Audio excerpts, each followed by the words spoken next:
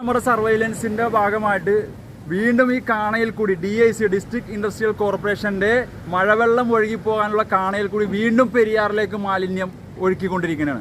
കഴിഞ്ഞ 7-ാം തീയതി closure order കൊടുത്ത CG ലൂബ്രിക്കൻസ് എന്ന് പറഞ്ഞാൽ അതേ കമ്പനിയുടെ അതേ സോഴ്സിൽ നിന്ന് തന്നെയാണ് ഇന്നും ഒഴുക്കിക്കൊണ്ടിരിക്കുന്നത്.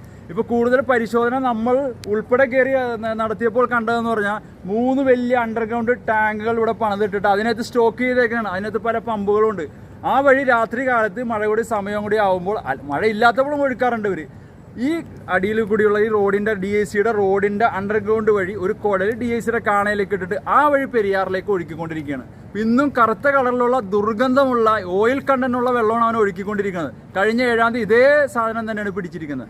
ഒരു ക്ലോഷർ ഓർഡർ കൊടുത്തിട്ട് പോലും ഒന്നും പരിഗണിക്കാണ്ട് PCB ഒരു വില പോലും ഇല്ലാണ്ട് ഇവിടുത്തെ ജനങ്ങൾ ഒരു വിലയും കണക്കാക്കാണ്ട് ഈ പെരിയാറിലേക്ക് മാലിന്യം ഒഴുക്കുന്ന ഇവർക്കെതിരെ ശക്തമായൊരു സമര പരിപാടികൾ ജനങ്ങളുടെ ഭാഗത്തുനിന്നും മത്സ്യത്തൊഴിലാളികളുടെ ഭാഗത്തുനിന്നും എല്ലാ ഭാഗത്തുനിന്നും ഉണ്ടായെങ്കിൽ മാത്രമേ ഇത് നമുക്ക് നിയന്ത്രിക്കാൻ പറ്റുള്ളൂ.